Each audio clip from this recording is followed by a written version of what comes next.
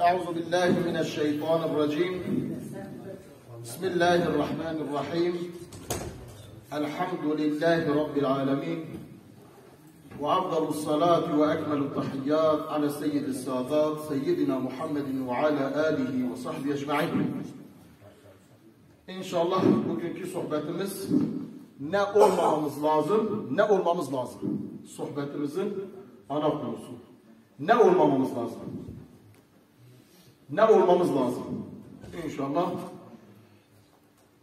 Tebbet suresiyle başlayacağız inşallah. Tebbet suresinin tefsirini yapacağız. Tebbet suresi, Mesed suresi, Ebu Leheb suresi meşhur. Bu sohbeti niçin yapacağız? Bu sohbeti malumunuz sosyal medyada olsun, televizyonlarda olsun. Özellikle Hazreti Adem Aleyhisselam en son Peygamber Aleyhisselatü Vesselam, Hazreti Adem Aleyhisselam, Hazreti Meryem annemize çok çirkin iftiralar attılar. Çoğu hocalarımız, alimlerimiz medyada, sosyal medya olsun, televizyonlarda olsun bunlara cevap verdiler. Ben de böyle biraz düşündüm, acaba biz de onlara bir cevap verelim mi? Müslüman olarak. Düşünürken acaba Allah Celle Celaluhu onlara cevap vermiş mi? Adem Aleyhisselam'dan günümüze kadar son peygamber Hazreti Peygamber'i söyleyelim önce. Adem Aleyhisselam'da peygamberliğin bitişiyle Hazreti Peygamber'e kadar peygambere dil uzatanlar ve ondan sonra gelen peygamberin düşmanları, peygamberlerin muhibleri. İman ile küfür arasında daima mücadele olmuştur. İman ile küfür. Bazen iman galip olmuş, bazen küfür. Peygamber Aleyhisselatü Vesselam'ın Mekke'deki 10 yılı mağlubiyetle geçmiş. Yani Müslümanlar kuvvetli değil, zahiren Peygamber Aleyhisselatü Vesselam himayesiz, müşrikler ona hakaret ediyor, müşrikler ona zulmediyor, müşrikler ona dil uzatıyor Aleyhisselatü Vesselam. Ta ki Medine'ye hicretten sonra Müslümanlar bir devlet oluyor. Bu sefer İslam'a ve mukaddesata dil uzatanlara gereken cevabı Peygamber Aleyhisselatü Vesselam, ashabı ve İslam devleti onlara cevap veriyor. Asrımızda ise maalesef iman mağlup, zahiri olarak diyorum. İman mağlup görünüyor. Küfür galip görünüyor. Ehli küfür bir kelime söylediği zaman, bir söz söylediği zaman ona mukabele eden bir Müslüman o kafirin sözünün üstüne sözünü hüküm sürdüremiyor onun sözünün üzerine. Yani altta kalıyor, geride kalıyor. Şimdi Allah Celle Celaluhu peygamberlere, mukaddeslere, dil uzatanlara cevap veriyor. Allah'ın onlara verdiği cevabı biz de burada onlara duyuracağız. Allah, Allah'ın kitabına, Allah'ın peygamberlerine dil uzatanlara ne ceza verecek? Tebbet suresiyle inşallah Ebu Leheb'i anlatacağız. Nasıl peygambere saldırmış, nasıl peygambere düşmanlık etmiş, Resul-i Ekrem Aleyhisselatü Vesselam'ın başına neler getirmiş. Hani dedim ya, ne olmamamız lazım? Yani Ebu Leheb olmamamız lazım. Ne olmamız lazım? Ashab-ı kiram olmamız lazım. Şunu da ifade edeyim. Maalesef bu asırda biz Müslümanlar Kur'an'dan, sünnetten çok uzakız. Çoğu sohbetler dinliyoruz, çoğu sohbetler yapıyoruz. Ama Allah'ın bize gönderdiği ve ilk emrettiği şeyden uzak bir şekilde gidiyoruz. Bu da büyük bir eksikliktir. Nedir? Allah'ın vahyine önce muhatap olmamız lazım. Şimdi burada anlatacaklarımı birçok insan bilmiyor. Çünkü biz Kur'an'dan uzakız. Ben de mesela tefsirler yazdım. Bugün çok tefsir araştırdım. Bakıyorum ki yıllarca medreselerde okuduk. Ya biz niye bunları hep araştırmadık? Niye bunların üzerinde bir çalışma yapmadık? Hakikaten burada anlatacaklarımı inşallah siz de dinleyeceksiniz. Bizim ne kadar Peygamberin hayatından Aleyhisselatü Vesselam, Kur'an'dan ne kadar uzak olduğumuzu göreceğiz. Onun için ümmetin kurtuluşu, imanın galibiyeti, küfrün mağlubiyeti Kur'an ve sünnete tabi olup Müslümanların özlerine dönmesiyle olur. olursa inşallah, inşallah olacak çünkü onun ışığı görünüyor. Müslümanlar inşallah galip olacak. Kafirler inşallah mağlup olacak. Bu asır onu gösteriyor. Çok beşaretler var. Büyükler bunun müjdesini veriyorlar. Bu cemaat da onu gösteriyor. İnşallah. Şimdi Tebbet suresinde Rabbimiz Celle Celaluhu Ebu Leheb'den bahsediyor. Ebu Leheb kimdir? Ebu Leheb ismi Abdülozza'dır. Kırmızı renkli olduğu için, kızıl olduğu için Leheb demişler ona. Ebu Leheb yani ateşin babası, kızılın babası. Saçları kırmızı. Hani bazı insanlar öyle doğuyor, doğuştan öyledir. Kızdığı zaman yanakları kızıllaşıyor, ateş gibi oluyor. Ona Ebu Leheb demişler. İsmi Abdülozza'dır. Peygamber aleyhissalatu vesselama yetişen 4 tane amcası var. 4 tane amcası. Evet 10 tane amcası var ama onu idrak eden, onu gören 4 tane amcası var. Yani peygamberliği döneminde. Biri Ebu Leheb'dir. Biri Abdülmuttalip'tir. Bu ikisi iman etmemiş. İkisi iman etmemekle beraber birbirine zıt, birbirine uzak, yönleri ayrı olan 2 kişidir. Biri Hazreti Peygamber aleyhissalatu vesselam'a şiddetle düşmanlık ederken biri de iman etmemekle beraber bütün gücüyle peygambere yardım etmiştir. Ebu Leheb peygambere düşmanlık etmiştir. Ebu Talib Peygamber aleyhissalatu vesselama ölene kadar destek vermiş, yardım etmiştir. Diğer ikisi Hazreti Hamza ve Hazreti Abbas. Hazreti Hamza Peygamber aleyhissalatu vesselam Mekke'deyken iman etmiş. Hazreti Abbas ise Peygamber aleyhissalatu vesselam Mekke'yi fethe giderken en son hicret edendir. Gelmiş Peygamber aleyhissalatu vesselama iman etmiş. Resul-i Ekrem aleyhissalatu vesselam Hira Nur Dağı'nda İkra emrini alırken 3 sene tebliğini gizli yaptı. O 3 sene içinde 30 kişi Peygamber aleyhissalatu vesselama iman etti. 30 kişi. Sayıları 40'ı bulmamıştı. Hani bazıları diyor ya Erkam bin Ebi Erkam'ın evinde 40. Hazreti Ömer'dir. Rivayetlerde biraz inceledim, araştırdım. 30 kişi. 30 kişi 3 yıl Peygamber aleyhissalatü vesselam tebliğiyle gizli tebliğde iman etmişler. Ve enzir aşiretekel akrabin ayeti nazil olunca Allah-u Teala Hazreti Peygamber'e bir emir verdi. Artık yani tebliğini ilan et. Dedi ki Peygamber aleyhissalatü vesselama yakın akraba ve aşiretini davet et. Allah'a çağır. Resul-i Ekrem aleyhissalatü vesselam Ebu'l Kubeys dağına çıktı. Safa tepesine yakındır. Hacca gidenler mutlaka Safa tepesini görmüşlerdir. Oraya yakın bir tepe. Orada bir önemli iş olduğu zaman ilan veriliyordu. Peygamber aleyhissalatü vesselam hani haberleşme diyoruz ya. Haberler çıkıyor. Saat zamanı var. Peygamber aleyhissalatü vesselam bu emri alınca Ebu'l Kubeys tepesine çıktı. Safa tepesinin yanında. Ya sabaha, ya sabaha nidası, ey halk, ya Beni Abdülmuttalib, ya Beni Haşim, ya Beni fulan fulan kendi aşiretini davet etti oraya. Orada bu nidayı duyanlar muhakkak önemli bir şey vardır ki Resul-i Ekrem aleyhissalatü vesselam ya da herhangi bir haberci.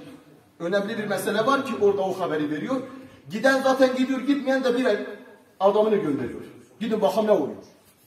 Resul-i Ekrem aleyhissalatü vesselam Ebu'l Kubeys dağının başında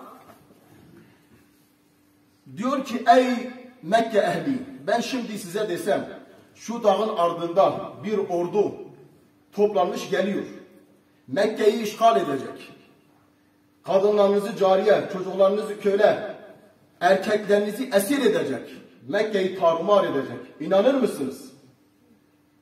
Onlar dediler ki ma cerabna aleyke kizben. Ya Muhammed biz hiçbir zaman senin yalan söylediğini duymadık. Öyle bir tecrübemiz olmadı. Sende yalan sadır olmamıştır. Malumunuz Peygamber aleyhissalatu vesselamın peygamberliğinden önce bir sıfatı vardı. Neydi? El-emin. Güvenilir. Herkes ona güveniyordu. Resul-i Ekrem aleyhissalatu vesselam hicrette Hazreti Ali'yi yatağına yatırdı. Onun sebebini biliyor musunuz? kendilerine düşmanlık eden, kendisine düşmanlık eden müşrikler 40 tane genci toplamışlar. Her birisi bir aşirette. Muhammed çıktı mı onu öldürün aleyhissalatü vesselam. Bu gençlerin büyükleri emanetlerini, mallarını Hazreti Peygamber'e teslim etmişler. Bak, biliyorlar ki Resul-i Ekrem düşman dahi olsa emanete hıyanet etmez. Düşman dahi olsa o emanete hıyanet etmez. Bak, Resul-i Ekrem'i öldürecekler. Düşün, düşmanın emanetini sana teslim ediyor. O kadar el-emin sıfatına haiz bir insan aleyhissalatu vesselam. Peygamber aleyhissalatü gittikten sonra Hazreti Ali'ye ne diyor? İşte bu falan kesilmalı, bu falan kesilmalı, bu falan kesilmalı, bu falan kesilmalı. Bunu ailelerine dağıt, sonra sen de arkamızda gel. Kuba'da gelip Peygamber sallallahu yetişiyor. Peygamberle aleyhissalatü vesselam'la hicret ediyor. Hazreti Ali radıyallahu teala anh. Diyor ki biz senin yalan söyleyeceğini hiç görmedik, duymadık. Sen eğer söylersen biz tedbirimizi alırız. O zaman Resul-i Ekrem ne dedi onlara? Aleyhissalatu vesselam. Dedi ki inni ben nezirun lekum. Sizi korkutucu olarak gelmişim. Uyarıcı olarak gelmişim. Beyne yedeyil azab-ı şedid. Şiddetli bir azabın önünüzde olduğunu ve şiddetli bir azaba düçar olacağınızı size haber vermeye geldim. İman edin. La ilahe illallah deyin. Muhammedun Resulullah deyin. Kurtulun. Tabi o toplumun içinde Ebu Leheb var. O dedi ki tebben leke ya Muhammed lihada cema'tena. Dedi ki elin kurusun. Kuruyasın, felç olasın. Yok olasın. Peygamber'e diyor aleyhissalatü vesselam. Bunun için mi bizi topladın buraya? Ve Peygamber aleyhissalatü vesselama aldığı bazı çakma taşlarını Resul-i Ekrem'e atarak halka orada dağıttı. İşte bu süre-i şerif bu olay üzerindeydi. Tebbet yada Ebi Lehebin ve teb. Tabi bu ayet inince Ebu Leheb şiddetle öfkelendi. Resul-i Ekrem aleyhissalatu vesselam'ın arkası takip ediyor. Nereye gidiyorsa o çıkıyor, bu benim yeğenimdir. Millete tebliğ ediyor Resul-i Ekrem aleyhissalatu vesselam. İslam'a davet ediyor. Nereye giriyorsa Peygamber çıktığı an o içeri giriyor. O benim yeğenimdir. Ben onun amcasıyım. O delirmiş. Cinler çarpmış ona. Aklı başında değil. Sara hastasıdır. Ne dediğini bilmiyor. İlahlarımızı sövüyor. Deyip Peygamber aleyhissalatü vesselam irşadını, Peygamber aleyhissalatü tebliğini üzerini kapatmaya çalışıyor. Bu kadar şiddet bir adam. Tebbet yeda Ebi Lehebin ve teb. Tebbet kurusun. Yeda Ebi Lehebin ve teb diyor. Ebu Leheb'in iki eli kurusun. Çünkü o peygambere dedi ki sen kuruyasın, yok olasın ya Muhammed. Bunun için bizi topladın. Ayette Allah dedi ki onun iki eli kurusun. Tabi Ebu Leheb bu ayeti duyunca hemen oğullarını çağırdı. Dedi ki Utbe ve Uteybe. Utbe Hazreti Rukiye annemizle evliydi. Peygamber aleyhissalatu vesselamın iki kızı Ebu Leheb'in geliniydi. Utbe Hazreti Rukiye ile Uteybe de Ümmü Gülsüm'de. Zeynep Amr bin As'la evliydi. Diyor ki eğer siz Muhammed'in kızlarını boşamazsanız benim iki elimsin yakınızda olacak. Bu yeda diyor ya, burada teşbih var. İki eli. Yani Utbe ve Uteybe kurusun. Tefsirlerin bazıları böyle tefsir ediyor. Diyor ki eğer siz Muhammed'in kızlarını boşamazsanız benim iki elim yakınızda olacak. Bunlar gidiyorlar. Utbe boşuyor Hazreti Rukiye'yi. Uteybe de Resul-i Ekrem'in yanına gidiyor. Babası öfkelidir ya. Babasının öfkesini peygamberden alacak. Peygamber aleyhissalatu vesselam karşısına duruyor. Ey Muhammed diyor. Ben sana vahyedileni inkar ediyorum. Başlıyor ayetler hakkında alay etmeye. Peygamber aleyhissalatu vesselam cübbesini tutuyor ve çekiyor. Resul-i Ekrem'i çekince Resul-i Ekrem buna beddua ediyor. Diyor Allah kendi köpeklerinden bir köpeği sana musallat etsin. Elini açıyor, dua ediyor. Beddua ediyor. Tabi diyor ben senin kızını boşadım. gidiyor. Tabi Resul-i Ekrem aleyhissalatu vesselam ne demişse ortaya çıkmıştır. Bunu biliyorlar. Bunu Uteybe de biliyor. Biliyor ki onun başına bir bela gelecek. Bir Şam seferine giderken kervanları bir yerde konaklıyor. Onlar diyorlar ki vallahi diyorlar Muhammed'in dediği çıkacak. Develeri yan yana oturtuyorlar yuvarlak şeklinde. Onun etrafından da orada ticarete gidenler oturuyor. Yatıyorlar, gecedir. Bir aslan geliyor. Allah'ın köpeklerinden bir köpek. Geliyor. Uteybe'yi tutuyor, parçalıyor. Allahu Teala da o hayvanların ve o insanların gözden uyku geliyor. Bir kalkıyorlar, ne Uteybe'yi parça parça etmiş. Allah'ın peygamberine dil uzatmak. Allah'ın peygamberlerine laf söylemek. Bir bu. İki eli kurudu. İki eli kurudu. Diyor ki tebbet yeda, bir tefsirde diyor ki iki eli, biri dünya biri ahiret. Ey Ebu Leheb, ey Abdülüzzâ, senin iki elin kurudu. Tebbe zaten diyor, kurudu da. Mazi fiili kullanıyor, geçmiş zaman. İki eli kurudu. Dünyan da gitti, ahiretin de gitti. Bir manada budur. Şimdi burada tabi saf nahu okuyan şeyhim buradadır, kusura bakmasın, huzurunda da böyle konuşuyoruz. Şimdi tebbet müennes gelmiş. Mufrad-i müennesi gaibe. Yani yed Araplarda dişil bir de eril vardır. Erkek bir de bayan. Bunu ifade eden fiiller ayrı ayrıdır. İki el müennes sayılıyor, dişil sayılıyor. İki göz, iki ayak. Şimdi ikili oldu mu bu ikili müennes getiriyor, tebbet diye daha iki eli kurusun. Burada da Kur'an'ın mucizesi, Kur'an'ın icazı var. Yani Kur'an halkın bizim dilimizle, yani Arap diliyle konuşuyor da halkın diliyle, fakat karşıdakilerin bir Kur'an'ı getirmeyi de aciz bırakıyor. Hadi getirin böyle bir Kur'an. Ve teb ve kurudu da. Biri iki eli için dünya ve ahirete gitti. Ve teb ise müfred-i müzekkeri gaibdir. Erkekler için yani onun cismi de kurudu. Tebbet yeda Ebi Leheb'in. O Ebu Leheb'in iki eli de kurudu. Ne dünyası ne ahireti ona bir fayda vermedi. Ne oğulları ona bir fayda vermedi. Onun iki eli eğer teşbih değilse de kurudu, o kendisi de kurudu. Ey peygamberlere dil uzatanlar, Allah size hidayet versin.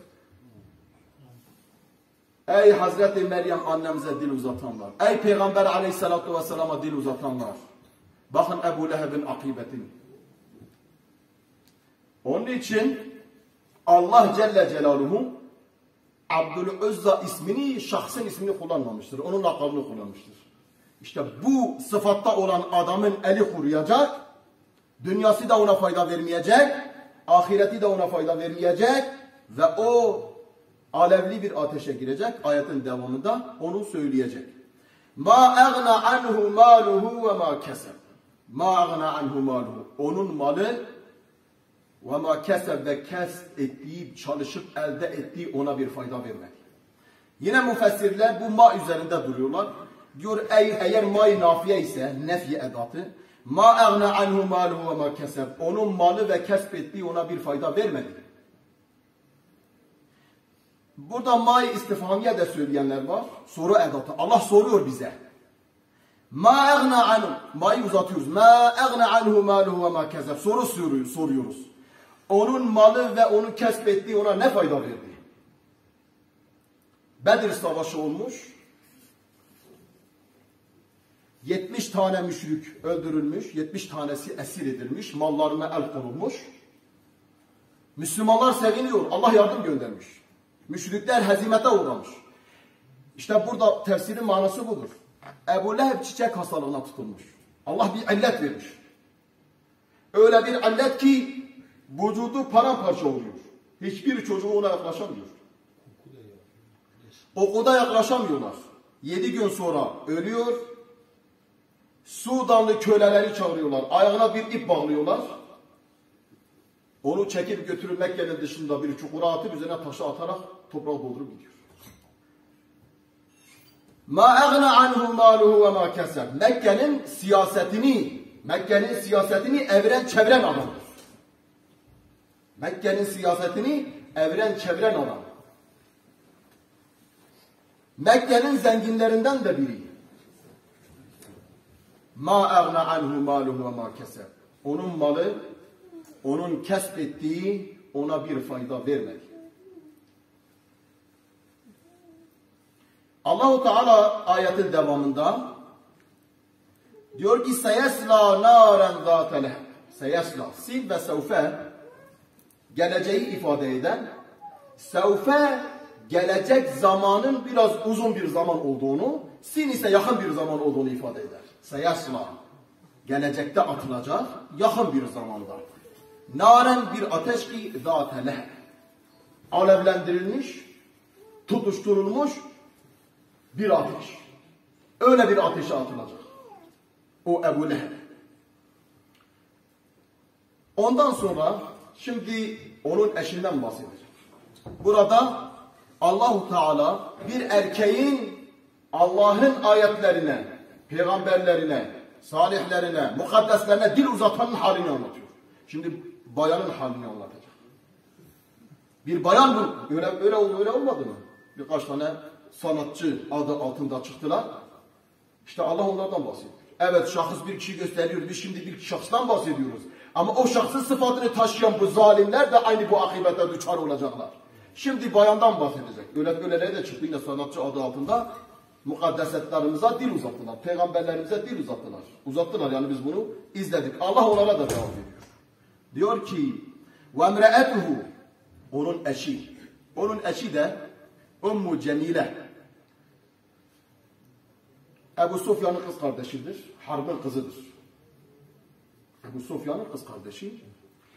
Ebu Leheb hakkında bu ayet inince, bu süre inince tabi bu çılgına dönüyor. Eline bir taş alıyor, Haram-ı Şerif'e gidiyor. Diyor ki, soruyor Muhammed nerede? Gördüğüm yerde diyor, bu taşı onun başında parça parçadır. Onu öldürecek.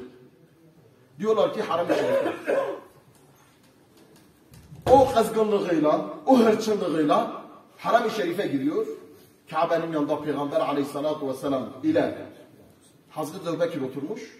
Hazreti Ebu Bekir onu görünce diyor ki ya Resulallah, Ümmü Cemil geliyor. Diyor çok gaddar bir kadındır. Bu ayetler senin üzerine nazil oldu, bu sana bir zarar verecek. Diyor o beni göremez. Resul-i Ekrem aleyhissalatu vesselamın mucizesi. Resul-i Ekrem aleyhissalatu vesselamın mucizesi. Geliyor. Peygamber aleyhissalatu vesselam'la Hazreti Ebu Bekir yanına gelince eyne sahibuke? Ya Ebu Bekir diyor. Eyne arkadaşına? Nerede arkadaşın? Sen arkadaşın nerede? Resul-i Ekrem yanında. Hazreti Ebu Bekir cevap vermiyor. Diyor eğer ben onu görsem ben bu taşı onun kafasında parçalayacağım. Ve emre'etuhu Ümmü Cemil. Ben bu taşı onun başında parçalayacağım. Peygamberi görmüyor ve gidiyor. Hazreti Ebu Bekir diyor ya Resulallah sen yanımdaydın. Diyor Allah onun gözüne perdeyi indirdi. İşte ey peygamberlere dil uzatan kendini bilmez sanatçı denen sanatsızlar. Siz peygamberlere, annelerimize dil uzatıyorsunuz. Allah gözünüze perdeyi bırakmış. Siz onları görmüyorsunuz. Vallahi siz onların hakikatini görseniz 24 saat başınızı secdeye bırakıp istiğfar edersiniz. Bilmiyorsunuz. Gözleriniz kördür. Onun için sevgili kardeşlerim, Ümmü Cemile'nin o günü ve kıyamete kadar o sıfatı taşıyanlar olacaktır. Hak batıl kıyamete kadar mücadele edecektir. Allah Celle Celaluhu galibiyeti Müslümanlara, ehli imana versin inşallah. Onların o sesini dillendiren, binlerce tweet attıran ve medyada gündem olan şeyi Müslümanlara tebdil etsin, çevirsin inşallah. Biz, Allah Erhamur Rahimindir. Hazreti Yunus Aleyhisselam'ı biliyorsunuz. Kavmini tebliğ etti. İmana gelmediler. Sonunda vahiy gelmeden terk etti. Gitti bir gemiye girdi. Gemide işte gemi batacak. Gemiden birisinin atılması lazım. Kura atılır. Hazreti Yunus atılır. Hazreti Yunus atıyorlar. Büyük bir balina gelip onu yutuyor. Allah Celle Celaluhu o gece o 200.000 ayette sabittir bu. 200.000 olan kavmine o gece hidayeti nazil ediyor. Hepsinin kalbine imanı koyuyor. Sabah kalkıyorlar, ne oldu bize diyorlar. Biz nasıl Yunus Aleyhisselam'a hakaret ettik? Biz nasıl onu kovduk? Biz nasıl onu dinlemedik? Bu sefer Yunus Aleyhisselam'ı arama çıkıyor. Bir rivayete göre 41, bir rivayete 40 saat. Rivayetler değişiktir. Hutul kanında kalıyor. La ilahe illa ente subhaneke inni kuntu minel zalimin. Nefsimize bunu söylememiz lazım. Biz iç alemimize dönersek dış alemimizi ıslah ederiz. Vaaz ediyoruz. Ama el-vaaz ile lem yetaiz olursa, kendi vaazımızı uygulamazsak o zaman bir tesiri olmaz. Onun için şu anda tesirimiz insanların üzerinde olmayışının sebebi amelimizin olmamasıdır. Yunus Aleyhisselam ne dedi? Hata ettim dedi. La ilahe illa ente subhaneke inni kuntu minel zalimin. Ben zalimlerden oldum. Sen 90 sıfatlardan münezzehsin. Senden başka ilah yoktur ya Rabbi dedi. Allah onu sahili selamete çıkardı. Bir baktı ki kavmi etrafından topladı. 200.000 insan iman etti. Allah dilerse kun feyekun emriyle, zaten onun emri kaf ile nun arasındadır. Kun feyekun. Dilerse bir sabah kalkarız, herkes şeriat-ı garra-i Muhammed'i aşır. Bir tane mürted kafir içimizde. Allah dilerse yapar ve yapmıştır da. Onun için ben mübelligim, ben tebliğçiyim, ben anlatıyorum. Niye insanlar tesir? O bizim vazifemiz değil. Zaten Resul-i Ekrem Aleyhissalatu vesselam harisun, çok haristi. İman etmeleri için. Düşün. Resul-i Ekrem Aleyhissalatu vesselam Hazreti İkrim'e rivayet ediyor. Hazreti İkrim'e Ebu Cehil'in oğludur. Mekke'nin fethinden sonra Müslüman oluyor. Diyor ki Resul-i ben gördüm yani bunu kitapta. Diyor ki Resul-i Ekrem Aleyhissalatu vesselam 19 defa bizim kapımızı çaldı. Ey Ebu'l Hikem iman et, kurtul. Ebu Cehil'in lakabı Ebu'l Hikem, hikmetin babası. İman etmediği için Ebu Cehil oldu. Çok gidiyordu. Allah-u Teala ne dedi? Hidayet bizim elimizdedir. Sen hidayet edemezsin, ettiremezsin. Senin vazifen nedir? Tebliğ ve irşattır. Onun için bir olaya baktığımız zaman Kur'an ve sünnet çerçevesinde bakmamız lazım. Kur'an'a yakın olursak Allah bizim müşkülatlarımızı çözer. Ben şimdi biraz sonra Hazreti Nuh'la Hazreti Lut'tan bahsedeceğim. Nasıl yaşamışlar? Öyle peygamberler olmuş, bir tane iman edeni olmamış. Bir elin parmakları kadar iman edeni olmuş, o da olmamış. Ümmetsiz gitmişler. Tebliğ etmişler ama. Ve emre'etuhu, onun eşi Ummu Cemile, mevzumuza dönelim. Resul-i Ekrem Aleyhissalatu vesselam'ın evine hayvan pislikleri götürüp camına, duvarlarına sürüyor. Resul-i Ekrem'e eziyet ediyor. Zahiri olarak ha, sözlü de değil. Hammâletel hatab diyor Allah-u Teala. Hammâletel hatab, odun taşıyıcı. Bunun da müfessirler diyor ki hammâletul hatab demesinin sebebi nedir? Hammâle yüklenen. Diyor ki nemman bir kadın. Evine geldiği zaman malumunuz Ebu Leheb Peygamber Aleyhissalatu vesselam doğduğu zaman cariyesini göndermiş, Resul-i Ekrem'i emzirmiş. Onu müjdeleyen cariyesini azat etmiş. Yani Peygamber Aleyhissalatu vesselama, hatta Peygamber Aleyhissalatu vesselam Taif'ten dönerken de bir müddet Peygamber Aleyhisselam'ı himayet etmiş. Bu Ümmü Cemile'nin tahrikleriyle o Peygamber Aleyhissalatu vesselam'ın himayesini terk etmiş. Amcasıdır. Nemmam idi. Söz taşıyan. Ondan alıyordu, ona götürüyordu. Resul-i Ekrem Aleyhissalatu vesselam'a düşmanlıklarını artırsın diye bir oğluna, diğer oğluna, kocasına, kardeşine, Ebu Sufyan'a nemamlık, onun sözünü götürüp oraya bah Muhammed böyle dedi, bah Muhammed böyle dedi, bah Muhammed falan da böyle dedi. Söz taşıyordu. Diyor hammalatul hatab, hatab ağaç demektir. Kuru ağaç. Ağaç taşır, odun. Odun ateşle alevlenir. Öfke, kin, buz, düşmanlık da nemime ile alevlenir.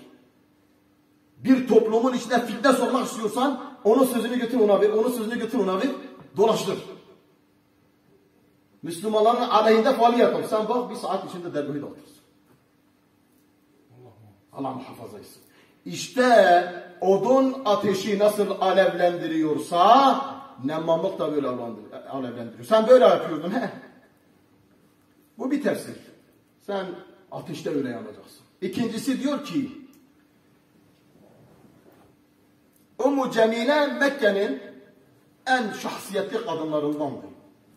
En siyasetçi kadınlarındandır. Çoğu mecliste onu kabul ediyorlardı. Konuşma yapıyordu. Resul-i Ekrem'e eziyet edecek. Aleyhissalatu vesselam. Gündüz bunu yapamıyor. Gece gidiyor. İp getiriyor. Onun üzerine Mekke'nin dağlarında dikenler topluyor. Getiriyor Resul-i Ekrem Aleyhissalatu vesselam yoluna seriyor. Ona eziyet olsun diye. Sen o odunları, o dikenleri taşıyıp Resulüme eziyet ettin. He! Sen kendi kocana Ebu Leheb'e kabirde de odun taşıyacaksın. Onun ateşini alevlendireceksin. Hammalatel hatab. İşte yine burada dediğimiz gibi hammalatel hatablar bitmeyecek. Olacak. Ayetin devamında fi cidiha hablum min mesed. Fi unuqiha demiyor. O da ilginç bir şey. Fi cidiha, onun boynunda hablum, bir ip olacak. Min mesed, hurma liflerinden yapılan ip gibi. Diyor ki fitne ve fesadı o kadar yayıyordu ki boynunda bir gerdanlık vardı. Diyordu ki şu gerdanlık tek kalsa da ben onu satacağım, Muhammed Aleyhisselam'a eziyet edeceğim. Eziyet edeceğim. Ve hatta o gerdanlığını sattı, Resul-i Ekrem Aleyhisselatu Vesselam'ın eziyetine harcadı. Bugün bir rivayet gördüm, boynunda ip olarak intihar ederek öldü gitti. Hammalaten fi cidiha hablum min mesed.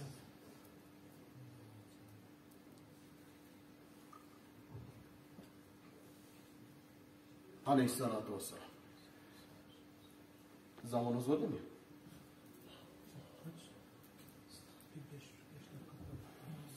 Şimdi Allahu Teala yine peygamberlere eziyet eden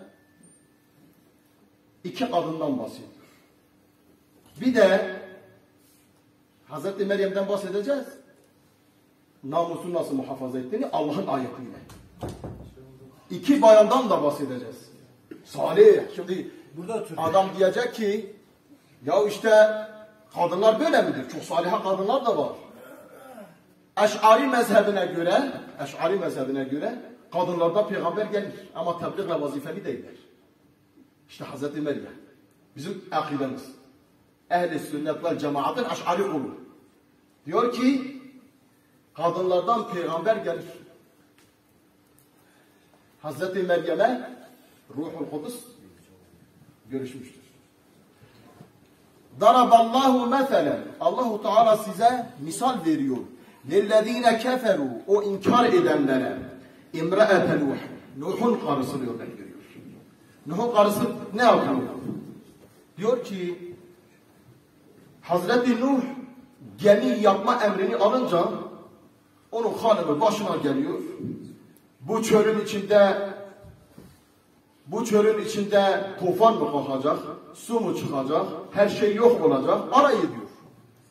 Diyor ki Hazreti Nuh Aleyhisselam gemiyi bitirdikten sonra o kadın gitti. Burada oturun gençler. O kadın gitti.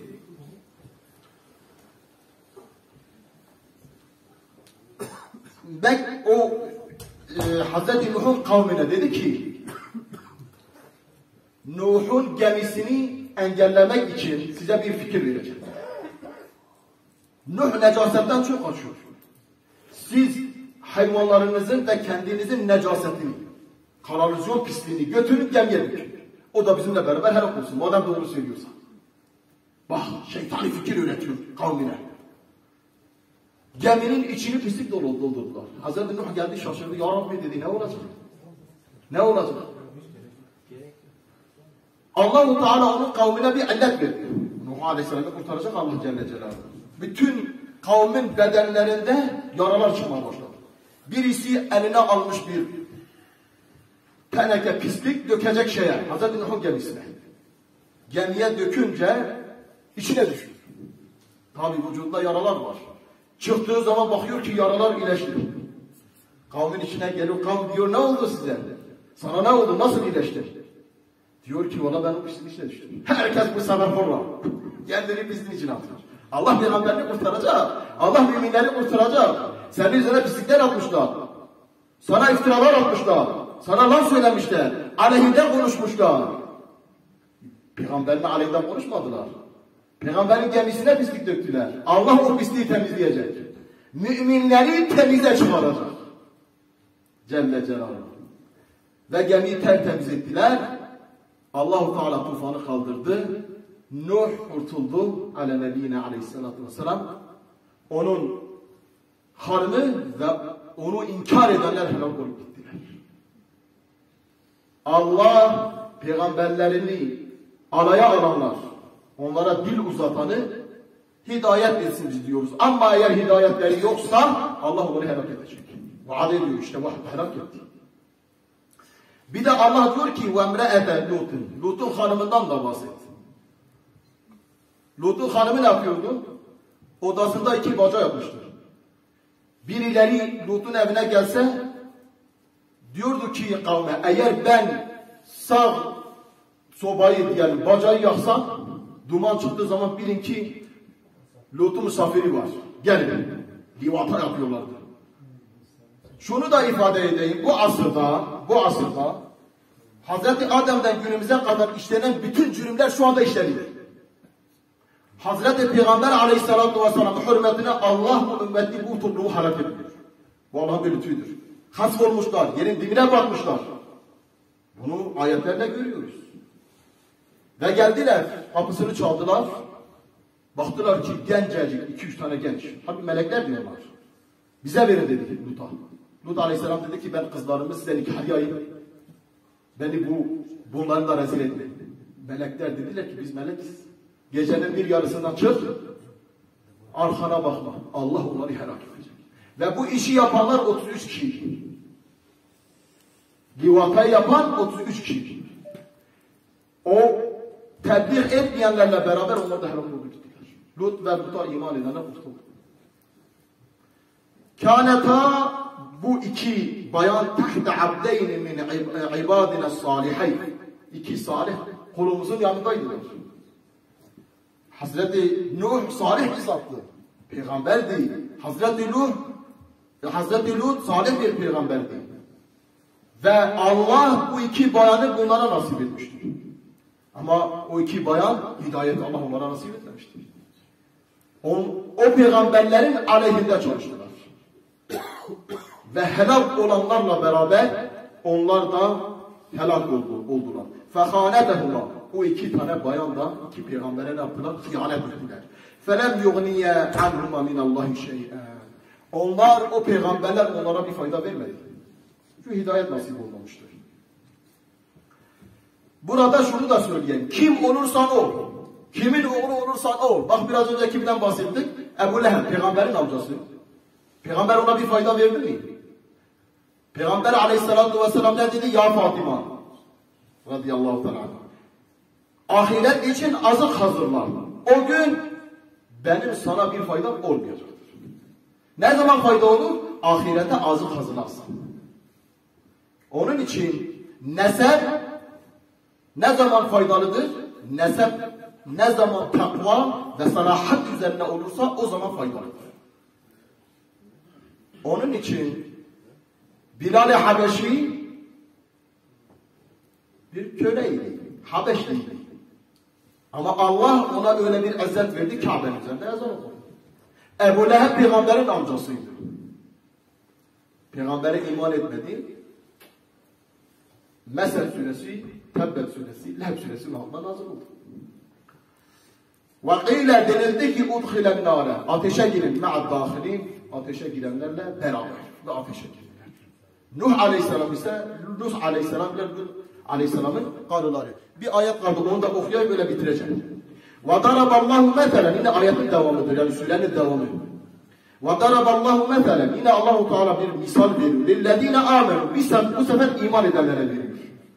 Şimdi bunu kafirlere veriyor. Siz Allah'ı inkar ederseniz akıbetiniz budur.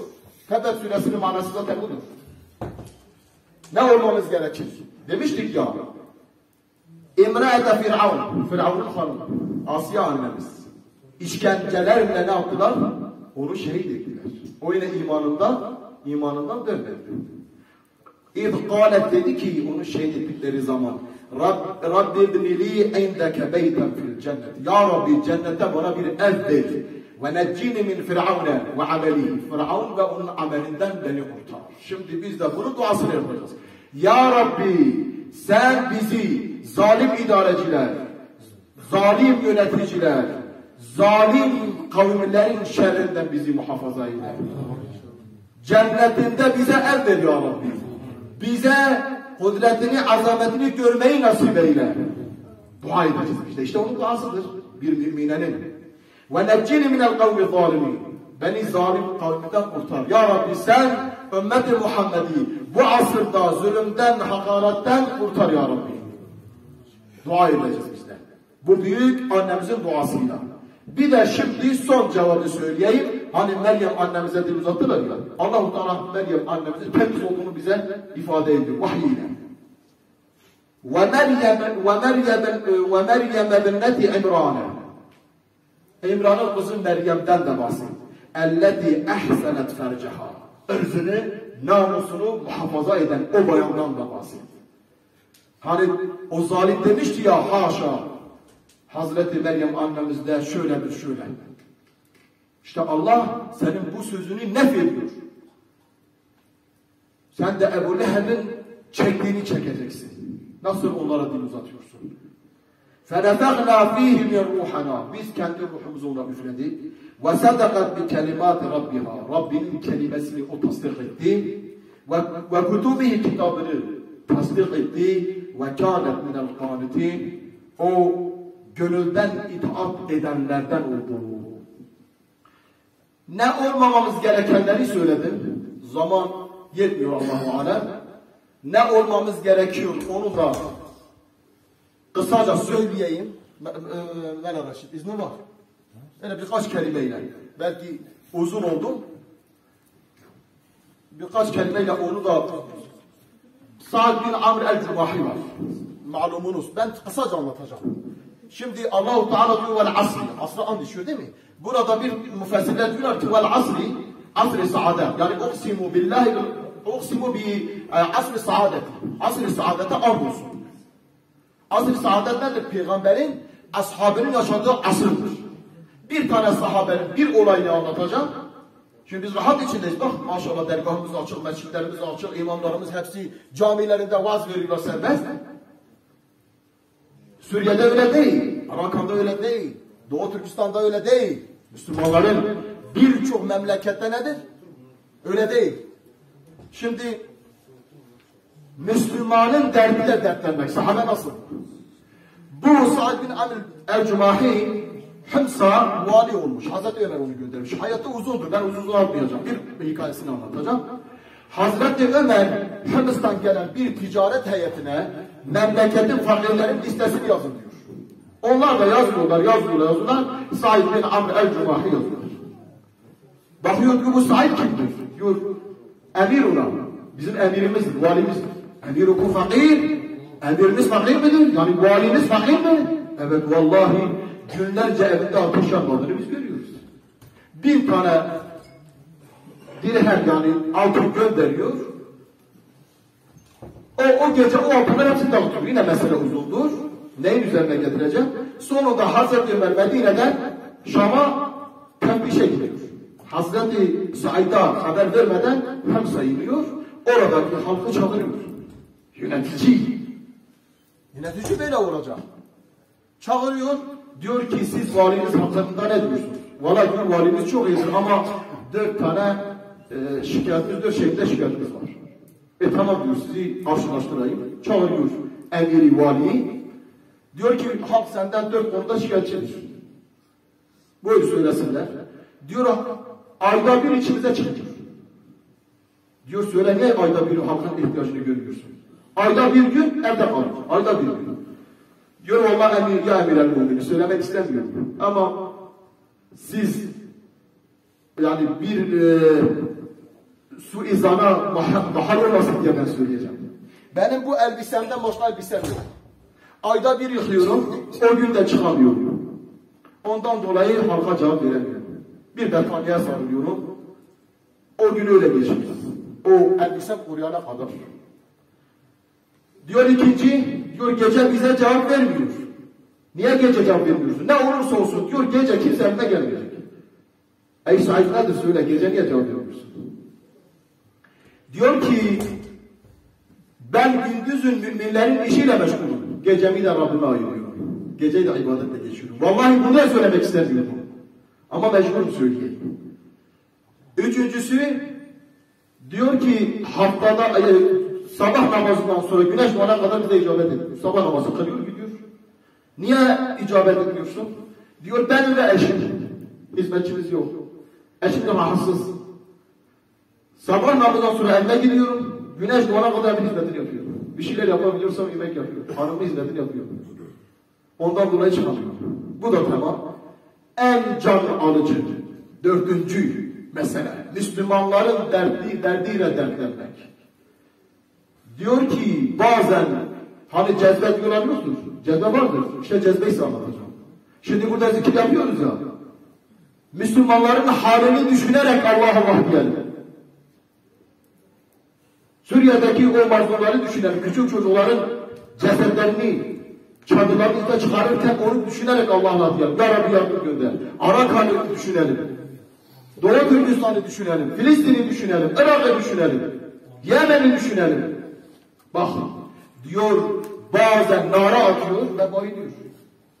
Cezbeye geliyor. Ey Said bu nedir? Diyor ki ey emir el-müminin Mekke'de Hubeb bin Adi yakalanmıştır.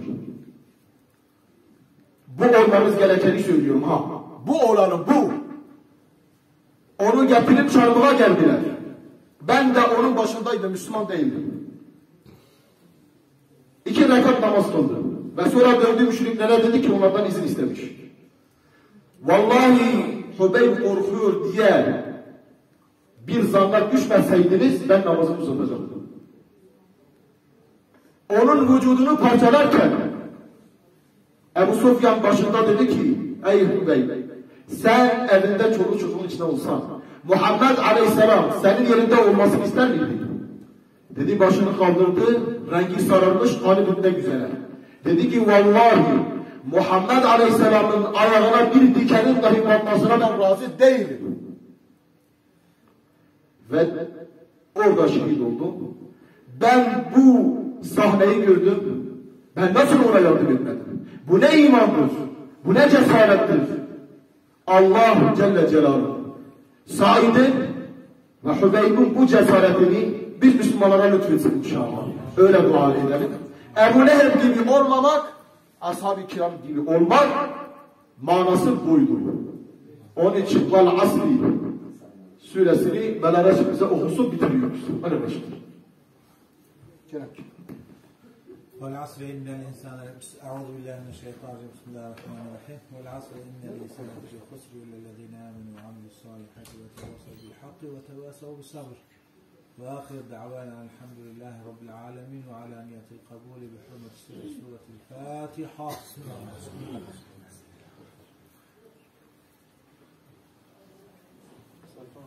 Hocam Allah razı olsun. Amin ecmaîn. Hakkınızı helal edin. Allah